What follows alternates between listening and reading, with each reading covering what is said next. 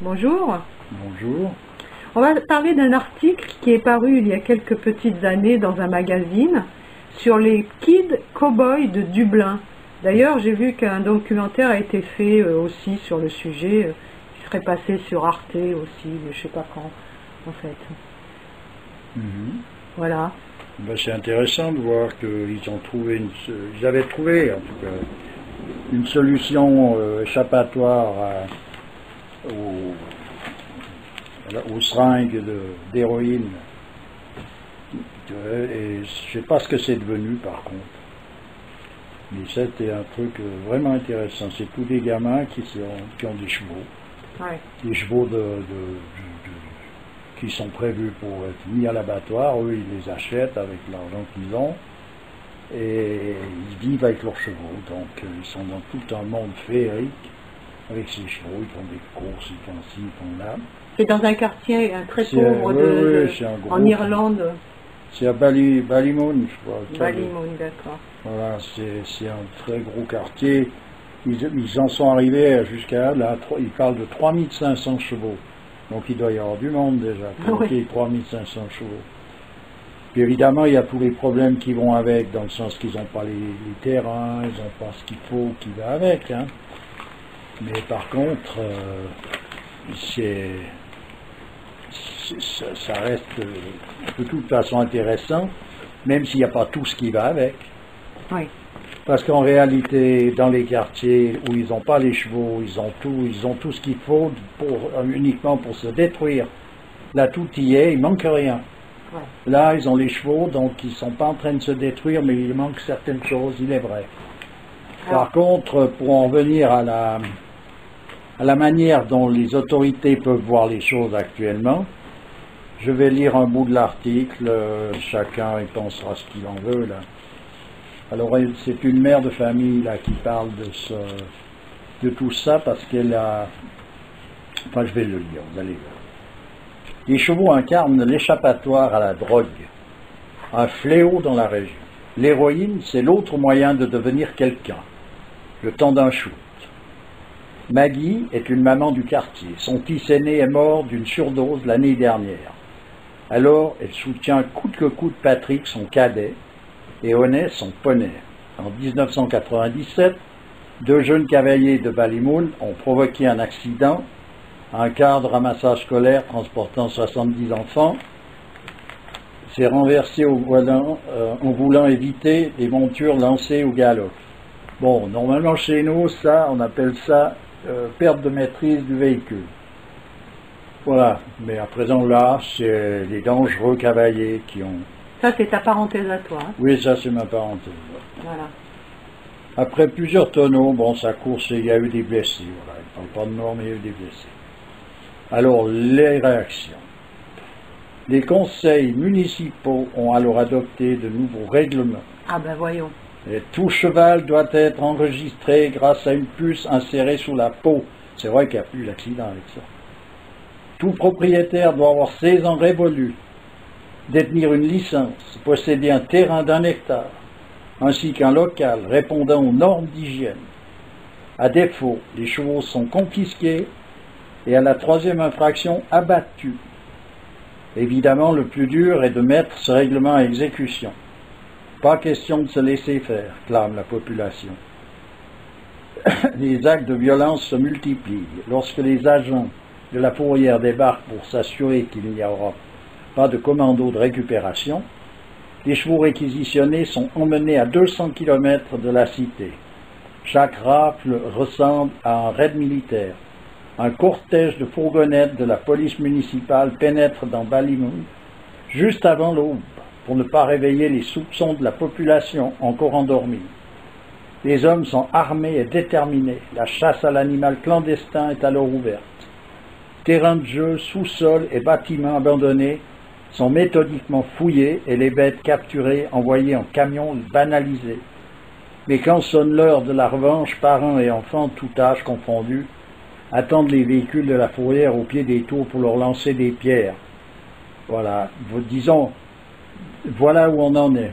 Voilà. Alors donc, on ne peut pas mettre en place de quoi faire en sorte que ces animaux puissent vivre à peu près correctement, mais on peut venir avec des cortèges de fourgonnettes, amener ces chevaux à 200 km avec une armée d'individus, donc armés jusqu'aux dents, voilà. etc., etc. Tout ça on peut faire, ça ne fait pas de problème. Alors, mais juste... par contre, interdiction d'avoir un cheval chez soi. C'est juste pour dire que toute initiative pour vouloir se sortir de ce genre de situation, c'est tuer dans l'œuf, tu vois. Ah ben oui, tuer dans l'œuf, ça gêne. De toute façon, voilà, disons ce que c'est. Les enfants, c'est des enfants actuels, donc ils cherchent pas à être en règle avec la loi, comme ceux qui d'ailleurs se shootent. C'est pas pour être en règle avec la loi, mais disons, on leur fout la paix. Pourquoi? Parce qu'en quelque sorte, ça dérange pas qu'ils soient en train de se massacrer. C'est pas un problème. Par contre, là, s'ils seraient peut-être en train de relever la tête, là, ça peut être que ça va créer problème. Alors, tu vois, c'est des rafles qui ressemblent à des raids militaires. Voilà comment ça se passe. Donc, c'est des infractions. À la troisième infraction, le cheval est abattu. Carrément. Voilà. Ouais, c'est vraiment... Et la manière dont ils s'y prennent. Donc, c'est la chasse à l'animal clandestin, qui n'est pas pucé, qui n'a pas ceci, qui n'a pas cela, etc., etc., etc. Quand on voit toute la magouille et les magouilleurs de grand chemin qui font toutes les saloperies possibles et imaginables, là, il n'y a aucun problème. Oui, non, enfin, disons, c'était juste en passant. C'est vrai que j'ai facilement ça me chauffe un peu les nerfs, ce genre d'attitude, on la connaît, elle est constante. Mais je veux dire par là qu'on sait qu'un animal, pour un enfant, un animal, c'est sa sauvegarde. Normalement, des enfants devraient vivre tout le temps au contact des animaux, parce que ceux-ci ont des règles qui sont strictes. Les animaux ont des règles qui leur défendent de partir dans ce qu'on appelle l'illicite. Un enfant qui vit avec un animal, il n'aura pas tendance à sombrer dans l'illicite. Par contre, dans l'interdit, c'est possible. Un cheval, s'il voit de l'herbe qui est bonne à manger, il la mange, il ne veut pas s'occuper de savoir il lui faut un permis, une autorisation. Alors il est vrai que ces enfants vont être un peu hors la loi sur ce plan-là. Mais s'ils sombrent déjà pas dans l'illicite, ça serait déjà ça de gagner, puisque les autres, eux, vivent dans cet illicite et on les laisse faire. Alors, quel est le but de l'exercice? Je laisse à chacun le choix d'essayer de trouver. En tout cas, disons que c'est pas Jojo, toute cette façon d'aller. Ça c'est sûr. Voilà, et enfin, à part ça, je pense qu'ils ont eu un bon moment, ces petits-là. Et c'est marrant cette initiative qui a été prise comme ça, et ça a fait boule de neige. Oui, bon, ils ont... Quand on pense aux problèmes qu'il y a dans les quartiers actuellement, il n'y a pas assez d'initiatives qui sont prises. Il faut dire que vu le résultat final de toute initiative, c'est la débine. Hein. C'est la débine. Il faut comprendre ça aussi. C'est qu'on est déjà dans cette période où les choses partent en dérive. Et puis de toute manière, on ne peut pas compter sur le pouvoir en place, que ce soit officiel, officieux, pour remettre un peu une tonalité qui parte au-devant de quelque chose qui sorte de l'ordinaire, c'est-à-dire cette espèce d'ordinaire sordide, qui est que le seul échappatoire, c'est la seringue. Ouais. Ou alors une quantité de fric qui permet de satisfaire à toutes sortes de marasmes. Mais on est voilà où on en est, quoi. C'est pas compliqué. Mais j'ai bien aimé cette manière de voir ces petits-là qui partent à chercher un cheval, à se débrouiller, et puis des parents qui leur font confiance. Voilà, qui participent du jeu. etc. Ce qui veut dire qu'effectivement, ils sont arrivés à avoir quand même à un moment donné, même s'ils ont des problèmes avec leurs chevaux, qu'ils ont des problèmes, qu'ils ont pas assez de place, qu'il n'y a pas la puce, qu'il n'y a pas ci, qu'il n'y a pas tout le diable et son train, ils arrivent quand même à avoir des moments de bonheur. Et ça, pour moi, effectivement, je suis navré, mais je suis d'une vieille école. Ce qui veut dire que pour moi, un moment de bonheur vaut plus qu'une puce ou que, je sais pas, que tout c'est ça, cette espèce de manigances qui font que la société est ce qu'elle est. Ouais. Voilà. Moi, je pense qu'il y a tellement de réglementations que l'homme ne vit plus. Il étouffe. Et je pense que là, à travers ce qu'ils ont créé là, avec les chevaux, ils ont trouvé un peu de liberté. C'est ça qui a fait peur, je pense, aux autorités. C'est cette sensation de liberté. Moi, je ne sais plus ce qui fait peur ou ce qui ne fait pas peur. Ce que je sais, en tout cas, c'est que toute initiative qui sort de la disparition, en quelque sorte, c'est-à-dire des gens, c'est-à-dire qu'il n'y a rien qui va se faire contre le fait que ces gens-là, tous ces gamins se finissent à coups de seringue. Là, on va baisser les bras en disant qu'on ne peut rien faire, on n'a pas les effectifs voulus pour s'occuper de tout, on ne peut pas être partout, alors ils les campent dans un coin. C'est comme des espèces de camps de concentration, ces cités, où les types sont là pour mourir à petit feu dans leur jus. Mais si tout d'un coup il y a une initiative qui fait que tout d'un coup ils se mettent à respirer, là, toute l'armada se met en marche pour empêcher ça. Ouais. Ça, c'est ce qui est à constater.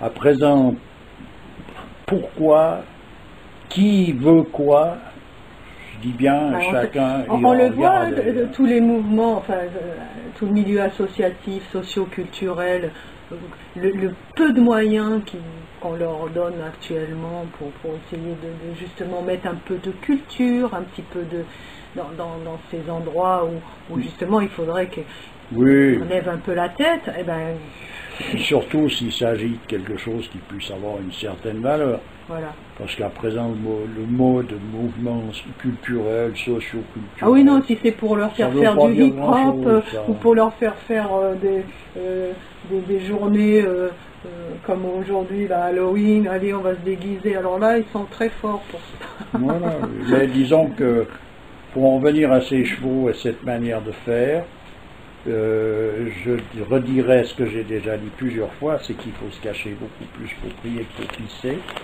Et voilà où on en est. C'est tout.